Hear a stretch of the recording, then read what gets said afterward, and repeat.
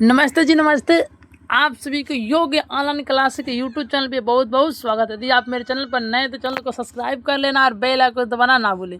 देखिए बाबू, आज हम लोग पढ़ने वाले हैं क्लास 10th का जो हिंदी गोधली बुक है उसका चैप्टर नंबर 2 है 20 के दांत, जो कि क्या है कहानी है। और इस कहानी के जो लेखक है वो है नलिन बिलोचन शर्मा जी। और आज हम लोग देखने वाले हैं इस कहानी का पूरे सब्जेक्टिव क्वेश्चन आंसर को। ठीक है, इससे पहले हम आप लोग एक बात बता दें बाबू, इसका जो हम लोग का जो कहानी परिचय था, कहानी को हम लोग देख चुके हैं। साथ इसमें जो ऑब्जेक्टिव इसका क्वेश्चन था, ऑब्जेक्टिव क्वेश्चन के भी हम लोग देख लिए हैं। अगर आप लोग ये वीडियो नहीं देखेंगे तो चैनल के प्ले लिस्ट में वीडियो उपलब्ध है, जाकर उसे आप लोग अवश्य देख लीजिएगा लोग। ठीक है जी, ताकि आप लोग को इस चैप्टर से संबंधित कोई भी समस्या देखने को ना मिले, कोई दिक्कत। आइए हम लोग आगे देखने के मतलब कि जो क्वेश्चन आंसर है उनको देखने की प्रयास करते हैं।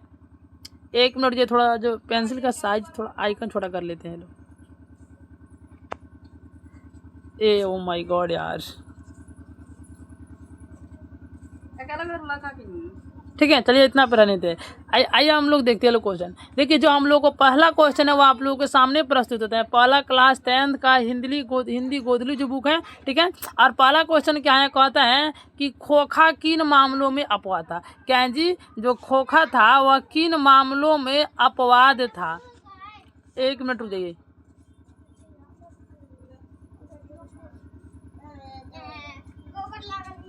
हाँ ठीक है, क्या जी, खोखा किन मामलों में अपवाद था। देखिए क्वेश्चन कहता है हमारा, एक मिनट, हाँ, खोखा किन मामलों में अपवाद था। देखिए उत्तर में क्या लिखा गया है, तो लिखा गया हमारे उत्तर में कि जो खोखा बनाए गए घर के नियम के मामलों में अपवाद था। यानी कि जो खोखा था ना, उनके वह अपने घर के जो नियम बनाया गया था, उसके घर में जो नियम बनाया गया था उन सभी नियमों में क्या था जी, वह अपवाद था। दो में क्या कहते हैं कि 20 के दांत शीर्षक कहानी के नायक कौन है। क्या है, 20 के दांत शीर्षक कहानी के नायक। देखिए नायक कहने का मतलब होता है हीरो। क्या है, नायक मतलब होता है हीरो। नायक मतलब क्या होता है जी, हीरो। तो देखिए हमारे अनुसार तो इस पार्ट के जो नायक जो हीरो होंगे वह मदन है। क्या है जी, वह मदन है। तो हम लोग आइए लिखते हैं, देखते हैं क्या क्या लिखा गया है। लिखा गया हमारा कि उत्तर हमारे अनुसार इस पार्ट का नायक मदन है, जो सेन साहब के ड्राइवर से क्या करते हैं, झगड़ा भी करते हैं और उसका 2 दांत भी, और उसके बेटे के 2 दांत भी तोड़ते हैं। जिसमें क्या हुआ कि, ठीक है एक मिनट, हुआ क्या कि जो मदन था ना, मदन को नायक क्यों माना गया है कि मदन क्या करते हैं, जो सेन साहब के, ठीक है, मदन क्या करते हैं तो सेन साहब के ड्राइवर से झगड़ा भी करते हैं। ठीक है, ड्राइवर से झगड़ा भी करते हैं और उसका जो बेटा था कासू, उसका 2 दांत भी तोड़ देता है। इसीलिए हमारे अनुसार जो इस चैप्टर का जो नायक होगा वह कौन होगा जी, तो वह मदन होगा। ठीक है, कोई दिक्कत आप लोग को यहाँ पर, अगर यहाँ तक में से अगर आप लोग को कोई भी दिक्कत और कोई भी समस्या होगा तो बताइएगा लोग। ओके जी, आइए हम लोग आगे चलते हैं लोग। आगे कहता है 2 नंबर क्वेश्चन में, ठीक है जी, 2 नंबर क्वेश्चन देख क्या कहता है कि 20 के दांत शीर्षक कहानी के नायक कौन है। 20 के दांत शीर्षक कहानी के नायक कौन है। ऑप्शन ए में कहता है हम, सर ये तो हम लोग देख लिए क्वेश्चन, सॉरी ये तो हम लोग क्वेश्चन देख लेते। 3 नंबर क्वेश्चन देखना था। ठीक है, 3 नंबर क्वेश्चन देखना था। 3 नंबर क्वेश्चन देखिए क्या कहता है, कहता है कि मदन और ड्राइवर के बीच के विवाद द्वारा कहानीकार क्या बताना चाहता है। यानी कि जब मदन, ठीक है, क्या हुआ कि जब मदन और ड्राइवर के बीच, ठीक है, मदन और ड्राइवर के बीच जब झगड़ा हुआ तो इस झगड़ा के कारण जो इस पाठ के जो लेखक हैं, कहानीकार हैं, वह क्या कहना चाहते हैं। आइए देखते हैं लोग। कहते हैं वो कि मदन और ड्राइवर के बीच विवाद से कहानीकार हमें बताना चाहते हैं कि अमीर लोग नहीं चाहते हैं कि गरीब के बच्चे उसके सामानों को छुए। यानी कि जो अमीर लोग होते हैं, ठीक है, क्या होते हैं जी, जो अमीर लोग होते हैं वो नहीं चाहते हैं कि जो गरीब के बच्चे होते हैं क्या करें, उनको सामानों को छुए या उसके सामानों को गंदा करे। क्योंकि उन लोगों के मन में एक प्रकार का भाव उत्पन्न होता है कि जो गरीब के बच्चे होते हैं अगर हमारे सामान को छुएंगे तो हो सकता है क्या कर ले, वो चोरी कर ले। यानी कि ऐसे अमीर लोगों की दिमाग में भावना बनी रहती हैं। ठीक है जी, यहाँ तक आप लोग कोई दिक्कत, अगर इन 3 क्वेश्चन में आप लोग, अगर 3 क्वेश्चन में आप लोग कोई भी दिक्कत, कोई समस्या हो तो बताइएगा लोग। अगर कोई दिक्कत नहीं है तो आगे हम लोग देखते हैं 4 नंबर क्वेश्चन में। देखिए 4 नंबर क्वेश्चन कहता है कि सेन साहब की लड़कियाँ के नाम लिखे। यानी कि जो सेन साहब की लड़कियाँ कौन कौन थी उनको नाम लिखे। देखिए सबसे पहले हम आप लोग बता देना चाहते हैं कि सेन साहब की 5 लड़कियाँ थी। सेन साहब की कितनी लड़कियाँ थी जी, तो 5 लड़कियाँ थी। जिसका नाम पहली जिसका नाम था सीमा, रजनी, आलो, शेफाली, आरती। पांचों का नाम क्या था? तो एक का नाम था सीमा, रजनी, आलो, शेफाली, आरती। और जब ये जो हमारा क्वेश्चन है 2 अंक पूछा जाएगा, और ये देखिए 2 अंक में क्वेश्चन पूछा जाएगा। और जो क्वेश्चन है न्यू कई बार पूछा भी गया है, तो आप लोगों को अगर विश्वास नहीं होगा तो प्लीज़ क्वेश्चन में निकाल करके लगाइएगा, लो आप लोगों को बिलीव मतलब कि विश्वास हो जाएगा। 5 नंबर क्वेश्चन कहते हैं कि कासू और मदन के बीच झगड़े का कारण क्या था? इस प्रसंग के द्वारा लेखक क्या दिखाना चाहते हैं? देखिए लिखा गया है कि कासू और मदन के बीच झगड़े का कारण था लट्टू नचाने का खेल था। यानी कि कासू और मदन के बीच जब झगड़ा हुआ तो झगड़ा क्यों हुआ? क्योंकि लट्टू नचाने का खेल के कारण हुआ था।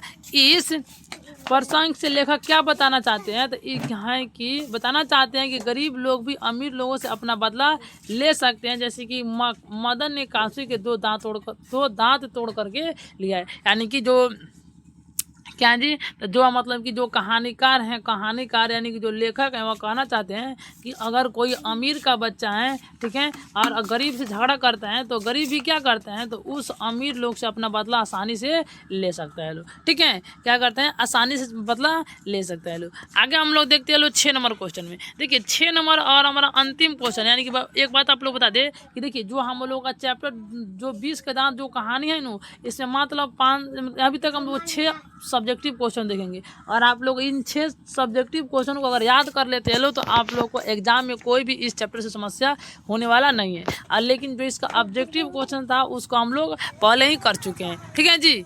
आइए देखिए लो 6 नंबर क्वेश्चन क्या कहता है कि सेन साहब मदन और कासू का चरित्र चित्रण कीजिए।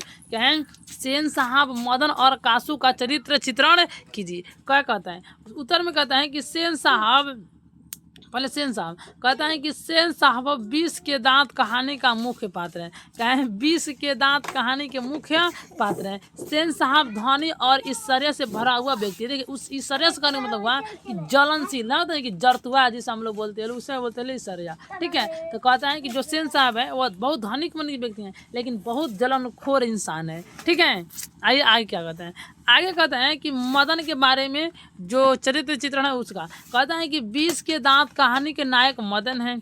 इसके पिता का नाम गिरधर लाल है। मदन गरीब होने के बाद भी सेन साहब सेन साहब के ड्राइवर था, उनके छोटे बेटे से झगड़ा करता है। यानी कि जो मदन था वह गरीब था, फिर भी जो सेन साहब के ड्राइवर से और उसके बेटे से दोनों से भी झगड़ा कर लेता है, ठीक है।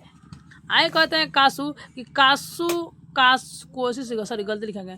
कासू सेन साहब के एकलौता बेटा है। कासू क्या जी? तो कासू सेन साहब का एकलौता बेटा है और सेन साहब की आंखों का तारा भी है, ठीक है। सेन साहब की आंखों का तारा भी है। यानी कि अभी तक हम आप लोग बता दें कि हम लोग कितने, तो हम लोगों ने 6 क्वेश्चन को देख लिया, ठीक है। अगर आप लोग को इन 6 क्वेश्चन में से अगर कोई भी क्वेश्चन में दिक्कत होगा तो आप लोग वैसे बताइएगा लो।